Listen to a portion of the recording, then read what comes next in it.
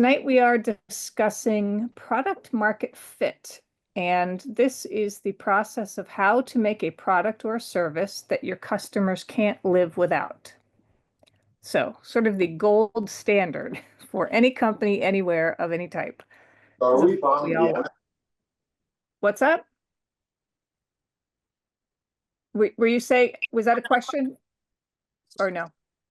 No. All right. Kristen, you'll handle it. Okay. All right.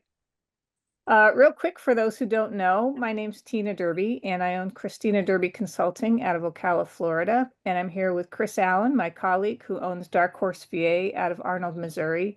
And we both offer different services such as website design, ad creation, email campaign management, budgeting and business plan development, all those kinds of things for marketing, sales, business management. So that's the kind of things that we spend all day working on every day, 7 days a week. That's what we do with our lives. All those kinds of things, specifically for the horse industry. Although I've worked in a lot, well, Chris has too, worked in a lot of different industries, but at this point, we both are very focused just on the horse industry. So, product market fit. What is it? What is this weird term, product market fit, and why does this matter? So, product market fit is an actual process of coming up with a way to make people desperately want what you're selling. And it happens when your product solves a real problem for a very specific group of people.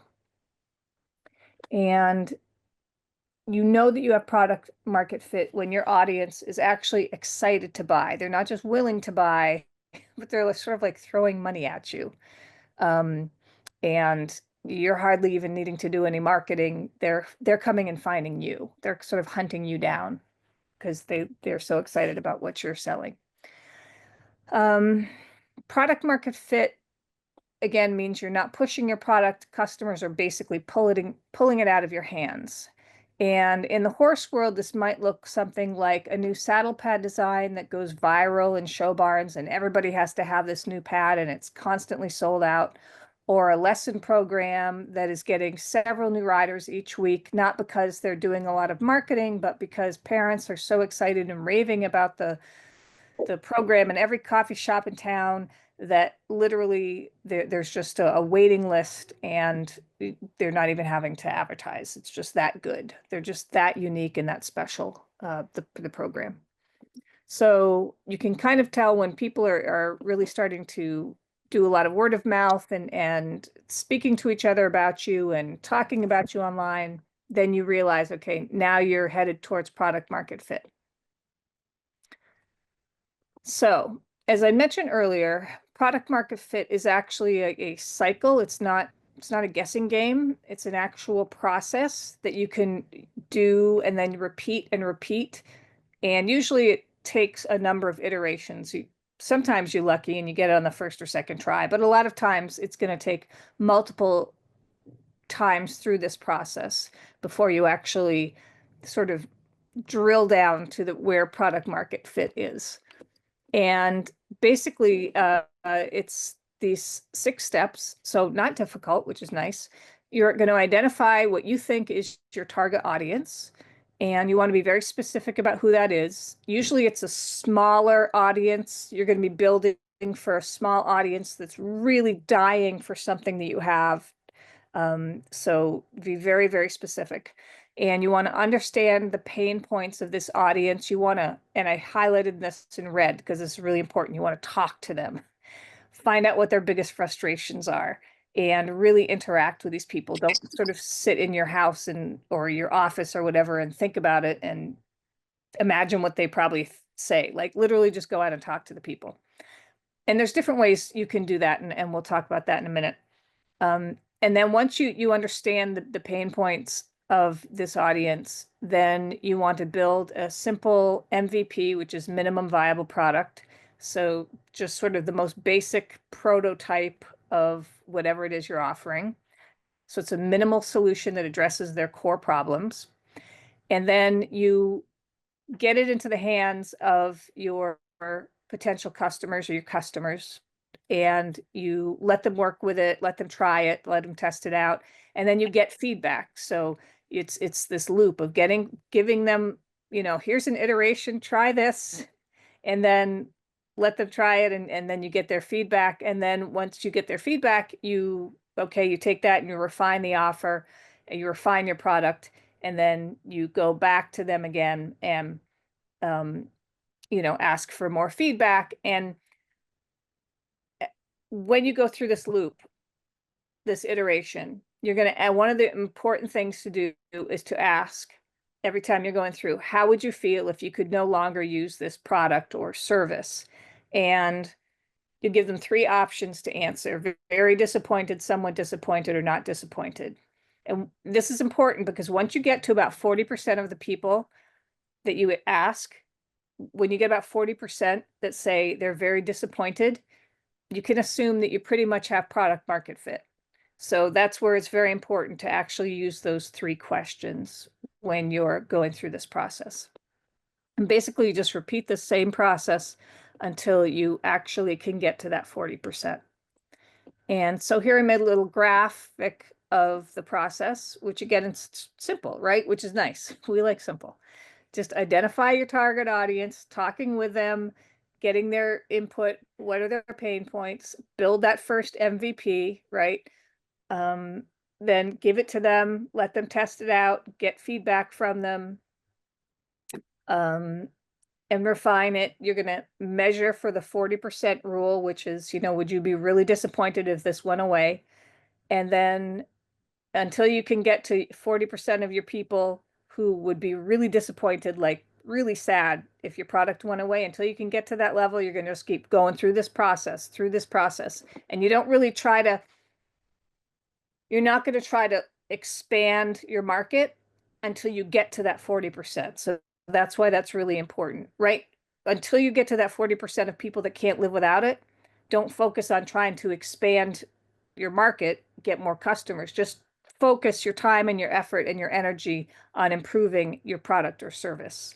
So that's what product market fit is. And this is something, it's not something I made up. This is a concept and a technique that's used by basically all venture funded companies out there. This is a very, very common process to use to improve a product because it works. It's a great process. So it's nice because, to have something, we don't have to try to figure out ourselves how to create a product or a service that people are going to love. This is how you do it. So good. We don't have to figure it out. We like that. Okay, then a lot of times the question becomes, well, how do I get feedback? Like, oh my gosh, who's going to tell me these things, what to change and what they want? And so there's different ways to go out and connect with people to get that feedback. One thing I'll start by saying is, in my experience, offering some sort of an incentive for them to participate, to give you feedback, is usually very effective, and it doesn't have to be a big, huge thing. Like, for instance, I had a company that we did subscription boxes for Horse Crazy Kids, and we would offer a small gift to them if they would participate in our surveys and our questions. And that was like a $6 necklace, right? It was a $6 wholesale cost to me. And so they would get it, $12 or $14 retail cost. So it wasn't a big, huge thing, but it was enough that it allowed me to gather feedback from a lot of people, because it's hard to get people to stop their time in their busy days to give you feedback on your product, right? So you have to give them a little something usually to start getting that feedback from them. So I always liked to just bake that cost into the cost of creating my product. And what I ended up doing is getting my churn rate for my subscription boxes, so that was the number of people leaving every month, from about 10%, which is okay, it's not bad, that's reasonable. 10%, we get it all the way down to 2%. Took about 8 months to get them there. But going through this process every single month, we just kept, getting a little better every month until we got to a 2% churn rate, which is really spectacular. So I've been through the process, and it can work really well if you just sort of build it right into everything else you do and be very diligent about doing this every month. So some of the ways that you can get feedback using reaction-based posts on social media. So this can be a good way to get a lot of feedback, and you can do this through organic posts or you can do it through paid posts. And I like paid because it gives you a lot of feedback really quick. Like within a few days, you can get all the feedback that you need right off. If you know if your market's big enough. And so you could put up a post, and you could it could be something about, do people like trail riding or jumping more? And they can just, leave a heart if they like trail riding, or a little smiley face if they like jumping. And you will tend to find with something like this that you get a lot of feedback quickly. So that's really neat way to do it. You can also run targeted Facebook or Instagram ads, or you could do Google ads, doesn't matter, whatever's appropriate for you, to a landing page, which has a survey or a survey that they can fill out, or a sign up for a product or service wait list. We're actually doing that right now for a book club that one of my clients was thinking about starting a book club at her horse farm. And we're like, well, let's see if there's even any interest in a book club. And we ran ads for about a week, and we had a fantastic reaction to it. And so we're like, okay, we'll go ahead with the book club. But we had people sign up for the wait list. Um, and so you could also host an informal barn chat focus group. You could have that right at your barn, or you could do it at a horse show, which can be great, especially if you're at a, multi-day show and people have some downtime, like between, like, let's say the afternoon and evening classes. They could come over to your stalls or whatever, and you could have a little focus group there, talk to people about what they're interested in. Or you could go around at a horse show, you could go around to different barns, or meet different people there and just chit chat with them, just, hey, I see you sitting here at your, seats watching the classes, and just start talking to them about what, the questions you have for them. You could also do this with a local tack shop. A lot of times tack shops have really great mailing lists, especially for local people. So you could do that as like a partnership, which can be wonderful. So you're sort of accessing a lot of their people, and it's a really affordable way to do it. So that could be another good way of talking to people. You can also send email surveys or SMS. Sorry, I get cat hair in my mouth because my cat's here. SMS surveys to existing or potential clients or customers.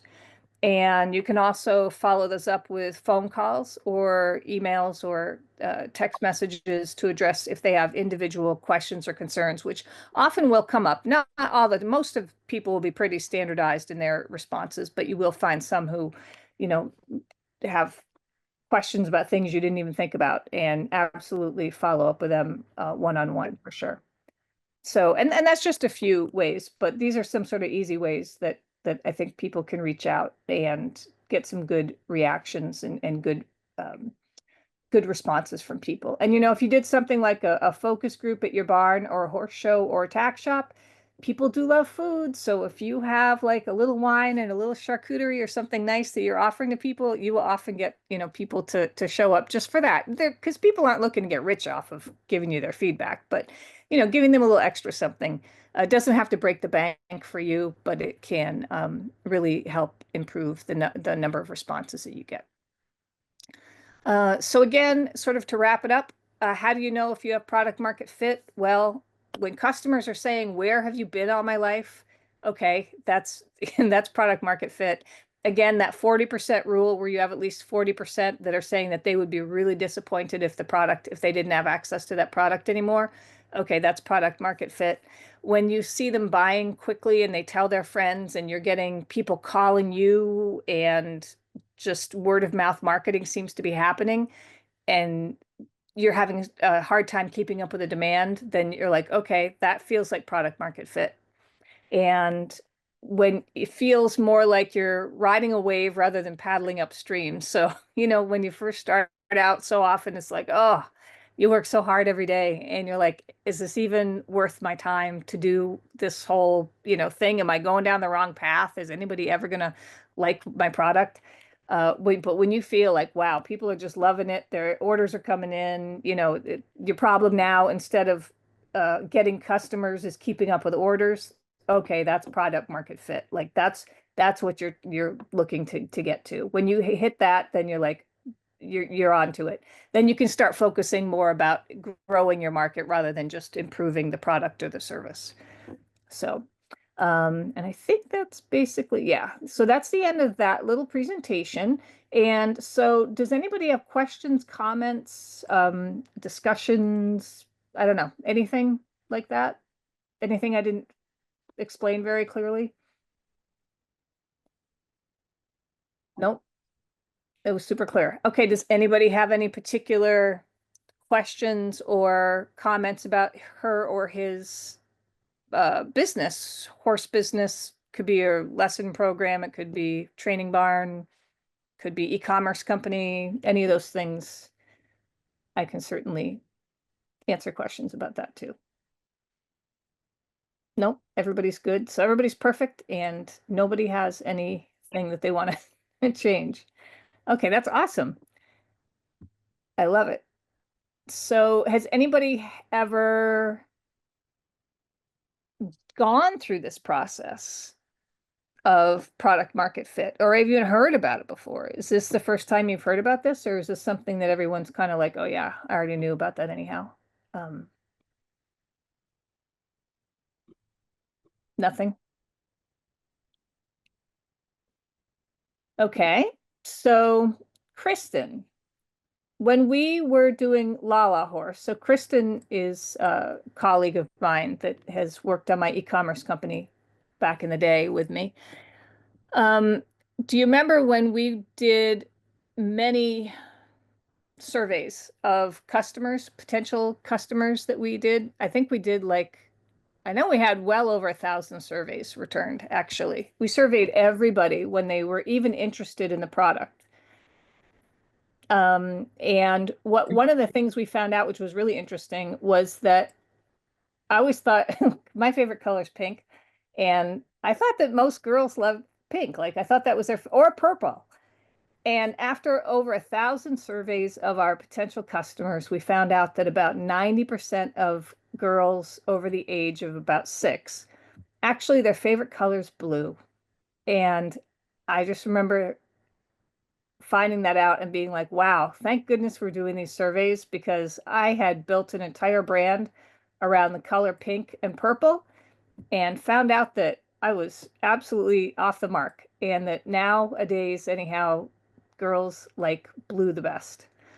So I thought that was really interesting, and just one of the many things that you can find when you do a lot, when you get a lot of feedback and do a lot of surveys like we did. And we just baked the survey right into our whole process. And this is what made it really easy, as I think about it, was that when we would have somebody interested in purchasing one of our subscription boxes, before we asked them for any money, we actually had them go through this little survey. It was like a 10-question survey. How old is your child that you're interested in buying this box for? What's her favorite color? What kind of riding does she like best? English, Western, saddle seat, hunt seat, dressage. What's her favorite breed of horse? Does she own a horse? And so that was literally baked right into our system. I didn't have to think about it. We built the survey once, and then we just had, as I said, like well over 1,000 people responded to it within, and that was the first few weeks we ran it, because it was Christmas 2020 or something. And so that makes it really easy. So if you can bake the questions right into your entire workflow, that's totally the best way to do it. One question, do you like using Facebook groups for marketing? I certainly do. I think Facebook groups are a great part of the marketing mix. Obviously, it's like anything, it depends on how much you actually leverage it, how well you use it, right?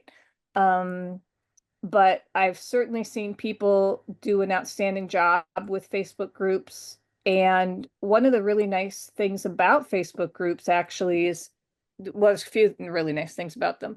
First of all, it's pretty easy to get new people into a Facebook group. It's sort of a um, low commitment. It's not a big commitment for people. So it's a nice small step getting them into your environment, getting them into your community. And then you also can do a lot of communications, two-way communications. I think it's very easy to do two-way communications with people in Facebook groups because it's really set up for that. So I think that that is particularly appealing because you want to have that two-way communication. You don't want to just be broadcasting out there. Like when you do ads, let's say advertising, right, on Facebook, which I also love, and it's also fabulous and super effective for sure. But it's not as set up for having really easy two-way communications. But it's amazing at getting like really massive reach overnight. I mean, I have had Facebook ads we've turned on and literally overnight had a deluge of orders come in, and which is wonderful. It's also immediately turned into a problem because it was like, oh my gosh, there's so many orders coming in now. All of a sudden, I have a problem of not being able to keep up with the orders. So it was a new problem, but that's what like things like Facebook ads can just be amazing for that. Um, let's see. Shannon was saying, using a lot of Facebook groups on, or a lot of groups on Facebook and get a lot of likes. How do I get to them? Let me see. Let me read this the right way. I was trying to paraphrase, that did not work. I use a lot of groups on Facebook and the other social medias and get a lot of likes. How do I get them to inquire more and complete the sale? Good question. So, um, so really depends what's sort of what are we selling, Shanna? Is it something that's like a high tech, like a horse? Is it because the process for selling something like a horse is going to be a little bit different process than selling something like a riding lesson. Horses in training. Okay, yeah. So definitely horses in training as opposed to like riding lessons are typically a pretty easy sale because it's not a big commitment, right? It's not a big price tag. It's not a high ticket item. So for something like horses in training, one of the best things that I found for that is there's really a few of them, but one is educational posts. So I don't know what exactly you're posting on your groups or on, your regular Facebook feeds or whatever, but really educational posts can build a lot of trust. And when you're talking about something that's a really a high ticket item, like horses or training, that really requires a lot of trust on the part of the buyer. So really good educational posts, I think, are super important. And a lot of times you have to do a lot of them before it really starts to take hold. So what I've seen a lot of people do is they get excited about the idea and then they put out 3 or 4 or 5 educational posts and then they didn't see any sort of magic happen. And so they just kind of give up and like, that doesn't work. Where in fact, you're probably going to have to put out like 50 or 100 before you see a big response. So it's happening. You just don't see it. It's like growing a garden, right? Where you don't get the big result for a long time and you're just like watering plants every day for months and months. And then finally, okay, things start to grow and you have something you can eat. So, but I think educational posts would be the most important thing there. And also, you can sort of so we're talking about trust because you need, before you're going to sell anything, but especially big ticket items, you need people to know, like, and trust you. And so one of the of sort of a shortcut to getting trust is actually if you are seen talking with or being with other people that are perceived as being trustworthy in your particular niche, then some of that trust can kind of rub off onto you. And so it's like if you go to a party with your friend and your friend's like really popular in a school, right? Let's say that you're friends with one of the cool kids in the high school. And then you go to a party with that friend. Well, all of a sudden, everyone's going to just see you for the first time. But since you're with that cool kid, everyone's going to be like, oh, okay, well, I like this person too, because they're with the kid that I know, like, and trust. So, having your educational content is great, but also being with somebody that is popular and respected. So pictures with those people, videos, interviews with those people. Also, actually, I used to do this years ago, and it works really well. Is if you even have any sort of knack for writing or for interviewing or whatever, if you work for a publication that is respected in the industry, so whatever part of your industry, every piece of the pocket of the horse industry has different publications and websites that are very well respected. But if you can do some work for that publication, so either interviewing people or doing photography for that, anything that sort of aligns you closely with something that's already respected, that respect and that trust can rub off on you. So it sort of shortcuts you to the know, like, and trust, getting enough trust with people that they're going to be willing to say, okay, I'm going to give you some of my time because I trust you.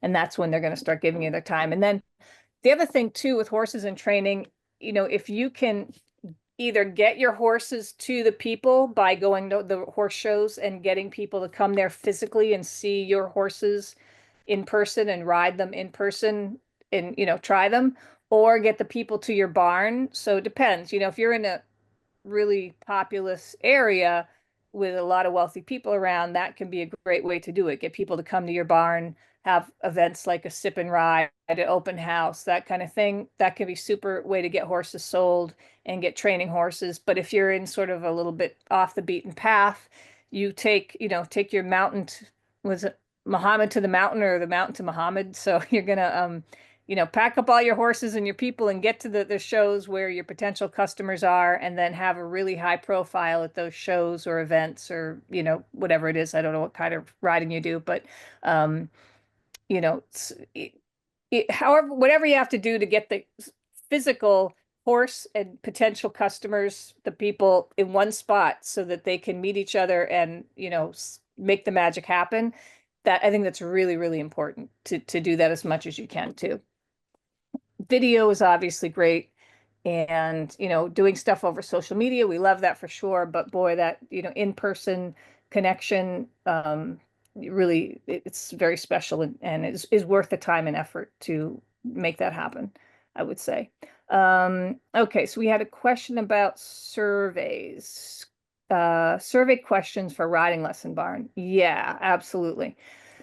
So if I were doing survey questions for riding lesson barn, I would definitely want to know the age of the people that are interested in riding, because it's not always kids. In fact, a lot of times it's not kids, because a lot of barns advertise to kids, and yet what you find is there's a whole lot of people age 40, 45 plus who have good money because they've raised their kids and they've had careers, and they're sort of at the wealthiest they're going to be. And in fact, it's people that want to get back into horses because they've done all that. Now they have time for themselves again, and they have the money for themselves again. So, I definitely want to know the age of the person. I would definitely want to know what is their goal with riding, right? Are they looking to go be an Olympic rider? Or they want to go show on the A circuit? Do they want to trail ride? Do they want to ride because they want to just relax? Do they want to ride because they want to get in shape? Any of those kinds of questions, I think, are wonderful questions. I've asked those in the past. I also like to actually ask open-ended questions sometimes too. So like on the surveys, like or the lead forms that we do for our Facebook ads, I always ask, what questions, if any, do you have for us? Because it's interesting. I often get questions that I wouldn't have thought to ask.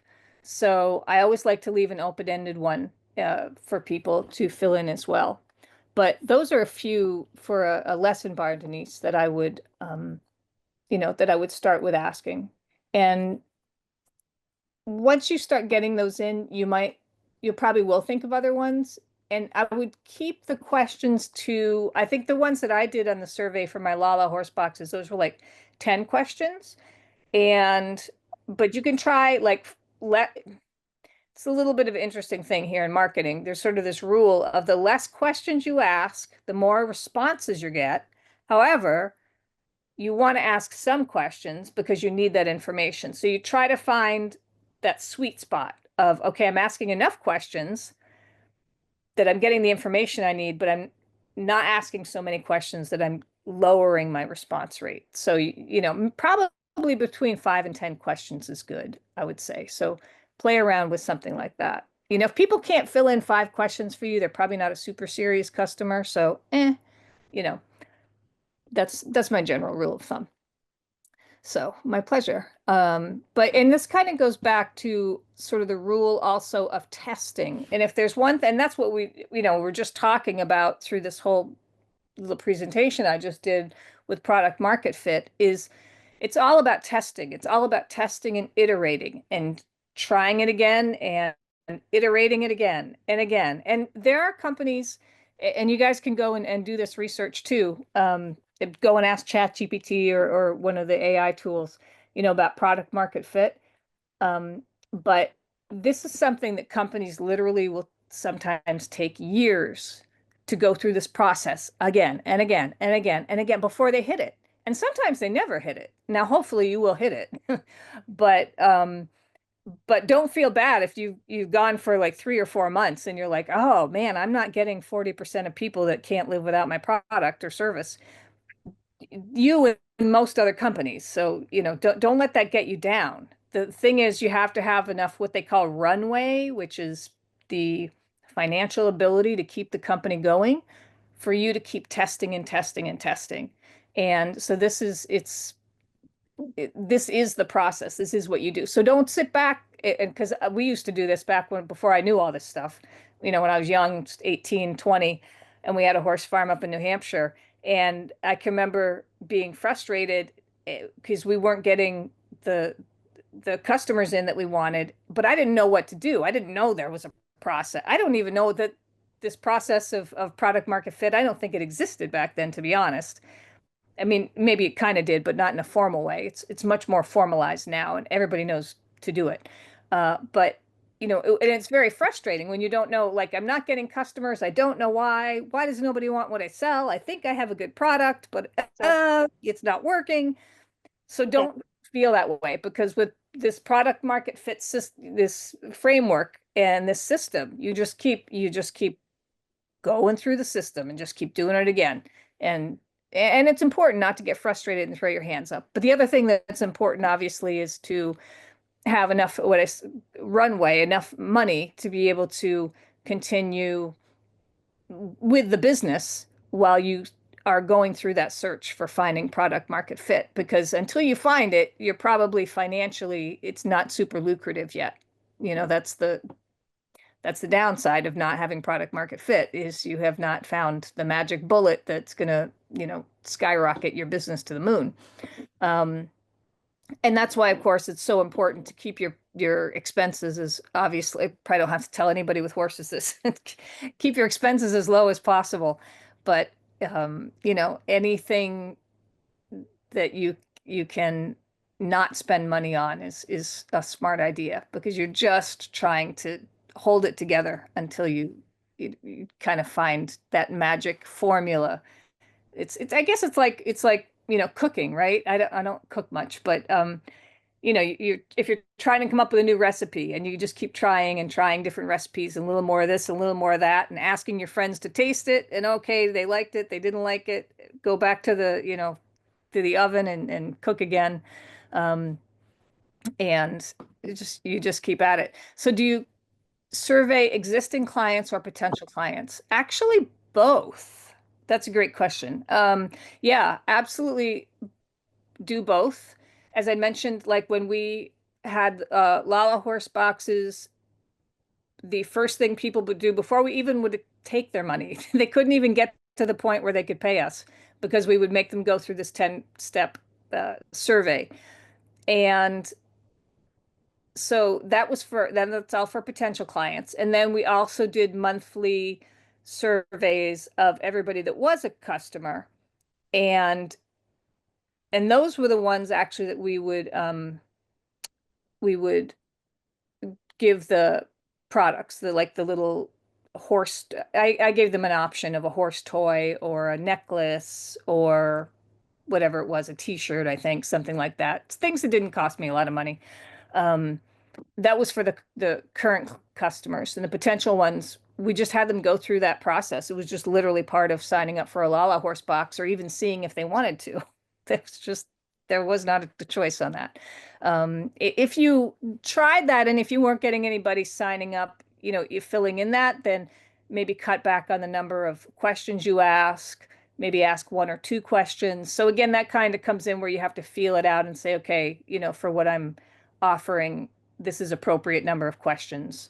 But I do a lot of ads where I have people fill in forms, lead forms, and two or three questions, you should not have a problem. I've never seen that be an issue for, people that aren't even customers yet, just having them fill that in. So, yeah. Let's see. Well, do we have any other questions or are we feeling pretty good about this? My pleasure, Denise. Always love to see you, talk to you. Yeah, I guess if anybody has any other questions about product market fit or any other marketing stuff, whatever, either you can come back on Monday, 8 o'clock Eastern. I'm always here doing this Zoom every Monday, or you can message me and I will respond to you. Email's usually good. That's usually probably best. And yeah, just, I'm here for you. Chris is here for you. And whatever we can do to help you with your marketing, we are more than happy to help. So, um, yeah, I guess for now that'll be it. I'll wrap it up for tonight. And then hopefully I'll see you guys back here again another time soon. Okay. See you, Lisa. Bye. Mwah. Talk to you guys later.